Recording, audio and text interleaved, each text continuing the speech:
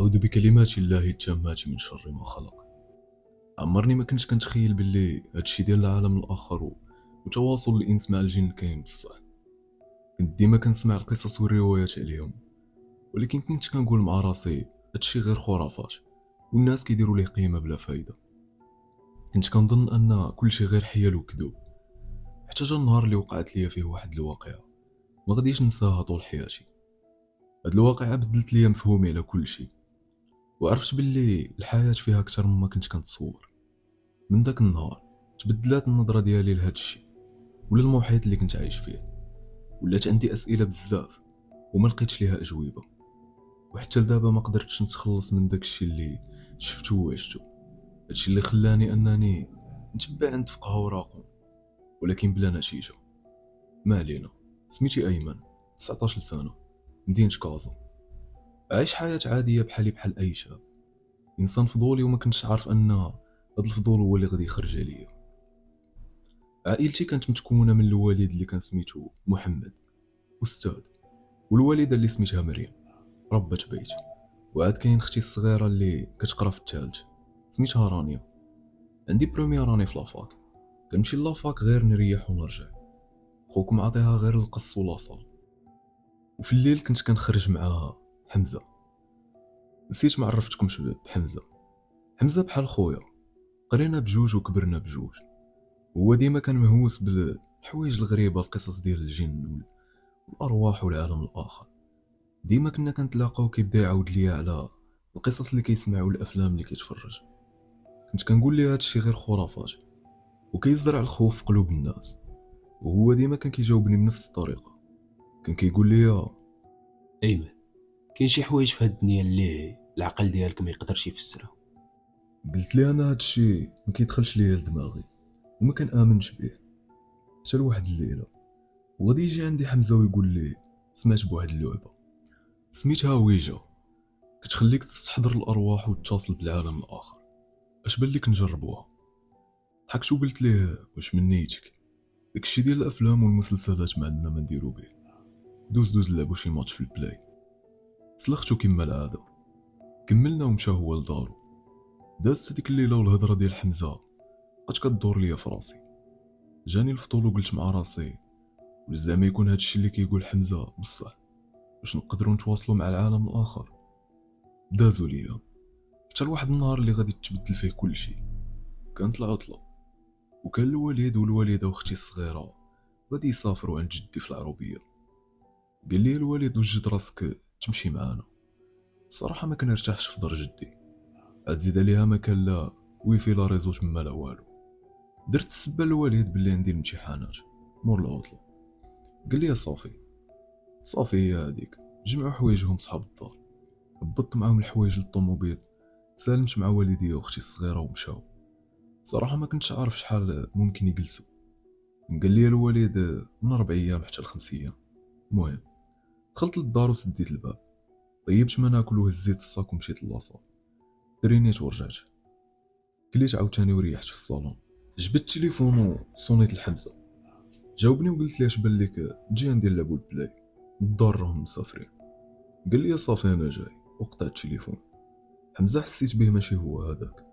ما كملاش 5 دقائق حتى كنسمع طقان في الباب. حليت الباب وكان حمزه. دخل وسديت الباب، ريحنا في الصالون، بقينا كنهضروا حتى كيجبد من الكارطه بواحد اللوحه.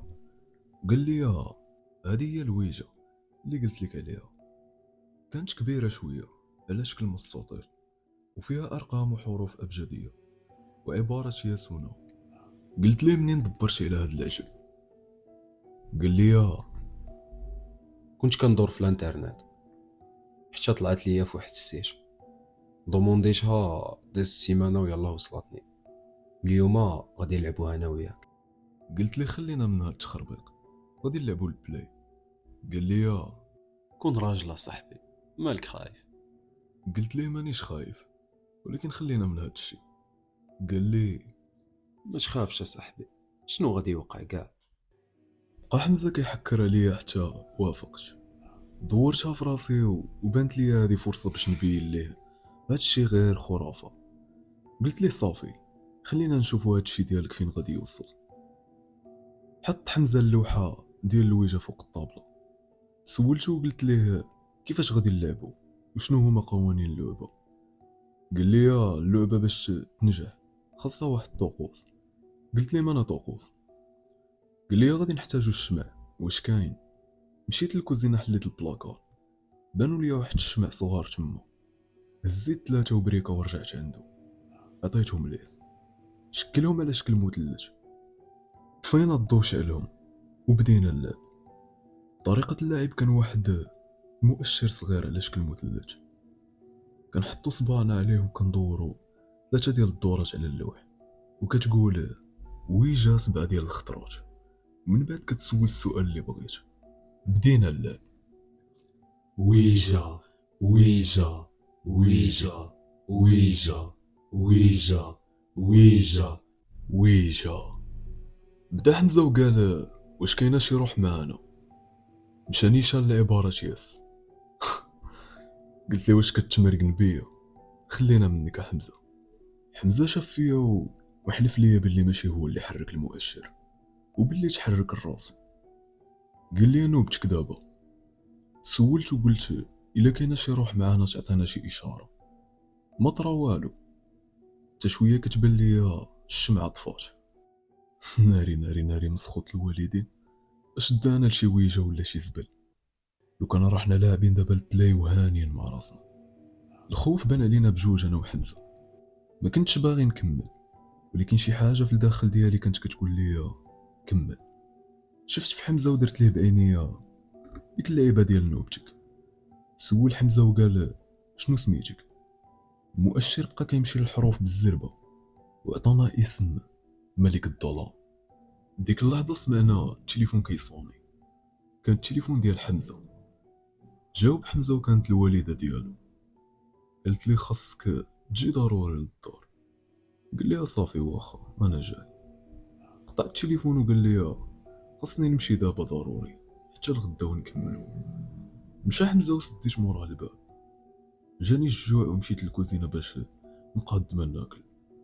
غديت واحد الساندويتش وطلعت للبيت، حتى تفكرت باللي نسيت تليفوني لتحت في الصاله. هبطت باش نجيبو حتى كنلقى الشمع الاخرين طافيين. ما تفاجأتش الصراحه، حسيت بخونا ملك الظلام صاحبنا. هزيت التليفون وطلعت للبيت. بقيت كنفكر، عقلي ما بغاش يستوعب اننا قدرنا نتواصلوا مع جني. بقيت كنكذب راسي وكنقول راه دوك الشمع طفاو غير بالبرد، والمؤشر اللي كان كيتحرك غير صاحبي حمزه اللي كان كيحركو وكان باغي يخلعني. تكيت باش نعس ويا الله غادي تديني عيني، حتى كنسمع شي واحد كيتمشى في الدار. ويلي شفار هذا دخل عندي ولا كيفاش؟ ما يمكنش. انا سديت الباب مزيان. عاد زيد لا، هذا اللي كان كيتمشى باريحيه بحال الا راه كيتمشى في دارو. الخطاوي غاديين وكيقربوا عندي البيت. ديك اللحظه برد ليا الماء في ركابي. الخطاوي وقفوا عند الباب ديال بيتي بالضبط، وتسمع ناري ناري ناري. اليوم مشيت فيها ما كان ما ولكن انا متاكد ان هذا اللي كيدق ماشي بنادم. ديك اللحظه ما عرفت ما ندير. كثرت الخلعه، مشيت لبلاصتي وتغميت. جا واحد السكات ماشي نورمال. حسيت بشي واحد واقف مورا الباب كيتسناني نجي نحل عليه. بقيت طالق ودنيا لعل وعسى نسمع شي حاجه، حتى داتني عيني مره اخرى وانا ناعس حتى بديت كنحلم بواحد السيد مقابل معايا وواقف في الصالون ديال دارنا وعاطيني بالظهر. كان لابس سلام كحل وداير القب وهز اللوح ديال الويجه في يديه. دار عندي وكانوا الملامح ديال وجههم ممسوحين. ديك اللحظه حط اللوح في الطابله ودار واحد الابتسامه خفيفه وقال لي اللعبه عاد بدات. بقيت كنشوف فيه حتى جاي عندي. ديك اللحظه فقت مفزوع. تفكرت شنو طرا البارح وشنو شفت في الحلمه. عرفت ان هاد الشيء ما بقاش فيه اللعب. هزيت التليفون وكتبان لي الساعه 12. ويلي انا نعست كاع هاد الشيء. لقيت حمزه مصوني ليا. صونيت ليه ديك اللحظه، جاوبني وقال لي فينك من الصباح وانا كنصوني ليك وما كتردش. قلت ليه حمزه اجي عندي دابا للدار. وقطعت التليفون. بقيت كنحلل في هاد الشيء اللي وقع، وعرفت ان هاد الشيء ماشي صدفه. وانا كنفكر حتى كنسمع حمزه كيعيط عليا. هبطت حليت ليه الباب وطلعنا جلسنا في البيت. حمزه بان ليا ماشي هو هذاك، كانت باين عليه الخلعه في وجهه. قال لي يا ايمن، كان عندك الحق فاش قلتي لي اننا ما كانش خصنا نلعبوا هاد اللعبه. البارح في الليل حلمت واحد الحلمه ماشي نورمال. قلت ليه شنو حلمتي؟ قال لي البارح تعشيت وطلعت للبيت باش ننعس. تكيت حتى كنبدا نحلم كنت في الصالون ديال داركم، وكان اونفاس ليا شي واحد لابس سلام كحل، وكان عاطيني بالظهر وداير القب، وكان هز في يديه اللوح ديال الويجه. دار عندي ودار واحد الابتسامه خفيفه وقال لي اللعبه عاد بدات. مع قال لي حمزه هادشي شوكيت في بلاصتي. حمزه حس بيا انني ماشي هو هذاك. قال لي ما تقولهاش. قلت ليه حتى انا حلمت نفس الحلمه. قال لي شنو غادي نديرو دابا؟ قلت ليه ما عرفتش. قال لي غادي نمشيو نسولو الفقيه ديال الجامع، يقدر هو يعطينا الحل ديال هاد الشيء. مشينا للجامع وكانت الوقيته ديال صلاه الظهر. صلينا ومن بعد ما خوا الشامع شويه مشينا عند الفقيه. قال لي حمزه السي الفقيه بغينا نسولوك. قال لي مرحبا تفضلوا. عاود لي حمزه شنو طرا وقال لي كنا جالسين انا وصاحبي ايمن في دارهم، وطاحت علينا فكره اننا نلعبوا واحد اللعبه، وهاد اللعبه السي الفقيه كتخليك تواصل مع الجن. لعبنا وقدرنا نتواصلوا مع واحد الجني وما كملناش اللعبه. والبارح في الليل حلمنا واحد الحلم بجوج بينا انا وصاحبي ايمن. الفقيه قال لنا شنو حلمتوا؟ قال لي حمزه حلمنا اننا كنا في البلاصه اللي كنا كنلعبوا فيها اللعبه، وكان واحد الشخص واقف ولابس سلهام وداير القب وجهه ما كيبانش. وقال لنا اللعبه عاد بدات وفقنا مخلوعين. الفقيه بقى غير كيشوف وساكت.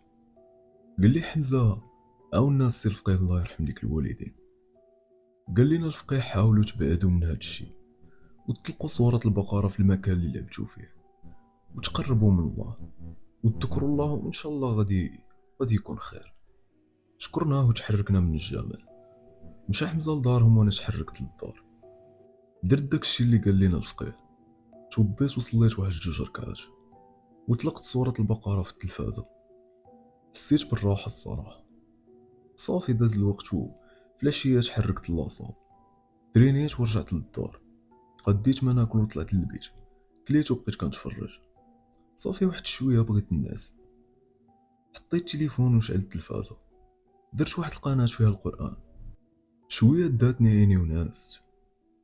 بديت كنحلم انني كنت كنتمشى في واحد الصحراء في الليل، وانا غادي حتى كيبان ليا من البعيد داك الشخص اللي شفتو في الحلم الاول. كان واقف وكيشوف الاتجاه ديالي. شويه كيبدا يجري عندي بواحد السرعه كبيره حتى كنفيق مرعوب وكننهج. شعلت التليفون وبانت لي الساعه الزوج. قريت المعوذتين ودرت، بانت لي التلفازه مقلوبه لقناه اخرى. ما يمكنش. قبل ما نعس انا عاقل درت قناه فيها غير القران 24 ساعه على 24. كيفاش دابا لقيتها تبدلات؟ ما ديت ما جبت. هبطت لتحت باش نشرب الماء حتى كنسمع الدقان في الباب. ويلي شكون جاي عندي في هذا الوقت؟ طلعت من الشرجم وبان لي حمزه جاي عندي مع الزوج ديال الليل، وهو الوالده ديالو كتقول ليه الا فتي العشرة بلا ما تجي للدار. حليت ليه الباب وبان لي حمزه ماشي نورمال. سولته وقلت ليه مالك جاي عندي في هذا الوقت؟ ما جاوبنيش. خلاني الصراحه حتى شويه. قال لي ناقشت مع اصحاب الدار، دابزنا وخرجت وجيت نبات عندك. قلت ليه دخل هو وسديت الباب. مشى ريح في الصاله. قلت ليه تعال نريحو في البيت الفوق. قال لي غير خلينا هنا. قلت ليه واخا. انا نطلع نجيب التليفون ونجي. قال لي صافي. طلعت لفوق البيت وهزيت التليفون وهبطت، وانا هابط في الدروج حتى كتوصلني نوتيفيكاسيون في التليفون. شفت بان لي حمزه مصيفط لي ريلز في انستغرام. قلت ليه من الدروج بالجد، واش انت عاد مجرين عليك داركم وكتفرج في الريلات؟ مع هبط للصالة ما بانش ليا حمزة. بقيت كنقلب في الدار اللي يكون مشى يجيب شي حاجة من الكوزينة ولا والو ما كانش. اواه، فين مشى هذا؟ حتى الباب ما سمعتوش حلو. جبت التليفون وصونيت ليه ديك الساعة. جاوبني وقلت ليه فين مشيتي يا صاحبي؟ قال لي كيفاش؟ قلت لي كنتي انت في الصالة وانا طلعت باش نجيب التليفون، وفاش جيت ما لقيتكش. قال لي يا ايمن شنو كتقول اصاحبي؟ انا راه مريح في بيتي وما خرجتش ملي تفرقنا الصباح. ما تحمقنيش يا حمزه صاحبي، راه غدا كنتي معايا في الدار. ايمن كنحلف لك بالله ما انا اللي كنت معاك في الدار. ما قال لي يا حمزه هاد الهضره. خرجت من الدار وسديت الباب ومشيت نيشان عند حمزه. صونيت عليه وجاوبني. قلت لي خرج عندي انا لتحت كنتسناك. خرج عندي حمزه ومع شاف وجهي فهمت الديكور. طلعنا لفوق البيت وبلاتي باش ما نفيقوش صحاب دارهم. قال لي عاود لي شنو طرا. عاودت ليه كل شيء بالتفاصيل. قال لي ما يمكنش هاد اللقطه هادي. قلت ليه شنو المعمول دابا؟ خاصنا ضروري نديرو حد لهاد الشيء هذا. قال لي حمزه صبر انا جاي. جا جايب معاه واحد البيسي. قال لي غادي نقلبوا على الحل من الانترنت.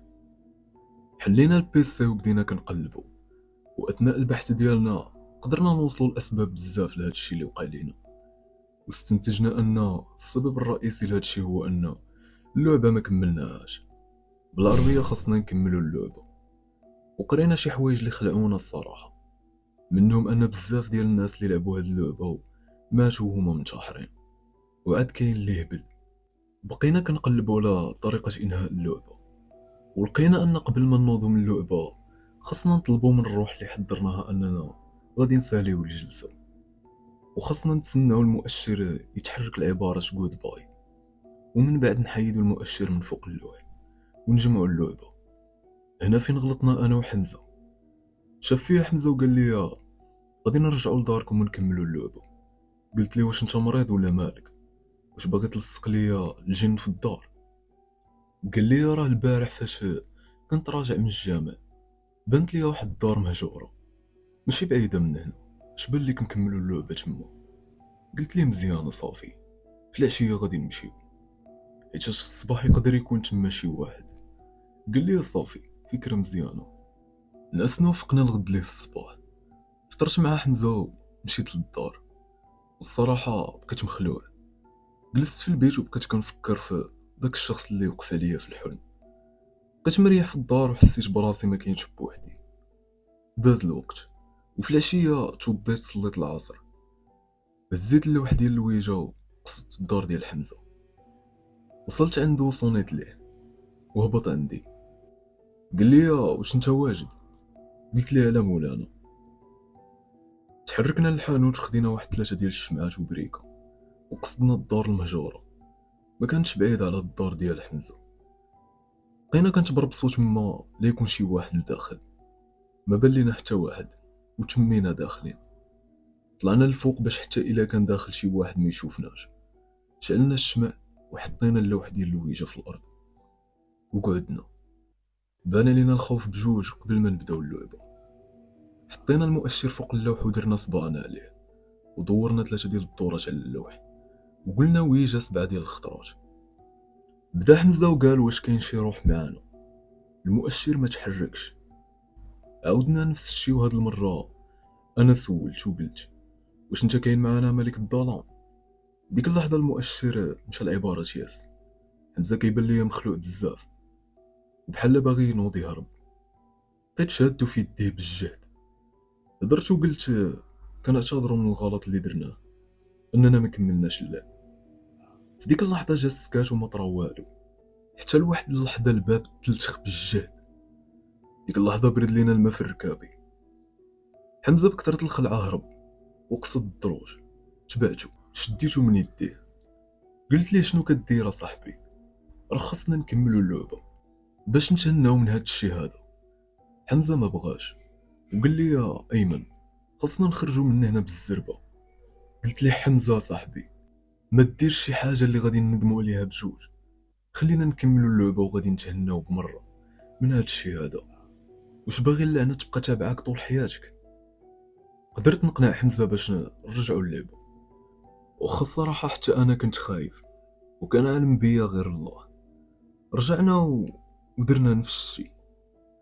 سولتو قلت أنا كننهي اللعبة، وبقينا كنتسناو المؤشر يمشي لعبارة جود باي، ولكن ما مشاش. عاودنا نفس الشي والو، حتى شوية المؤشر بقى كيدور في اللوح بالزربة، وعطانا واحد الجملة: أنا أعفو عنكم. ومن بعد مشى العبارة جود باي. ديك اللحظة ارتحينا بجوج. ناض حمزة وهز اللوحة وضربو بالجهد مع الحيط حتى تشتت. رمينا المؤشر وطفينا الشمع وتمينا خارجين. مع خرجنا تصادفنا مع العساس دف، مع جا يغوت علينا خلينا ليه غير العجاج وعطيناها للدرادك. حمزة من بعد هادشي كيبان ليا دخل في ديبريشن. مشى هو لدارو ومشيت انا للدار. دخلت وتوضيت وصليت وطلبت من ربي المغفرة على هادشي اللي درنا. حسيت بالراحة، وهذاك الشي اللي كان ما بقاش. ونصيحة خوتي، عمركم ما تقربوا لهاد الشي ديال الماورائيات وعالم الجن. نصيحة من عند خوكم مجرب. السلام عليكم.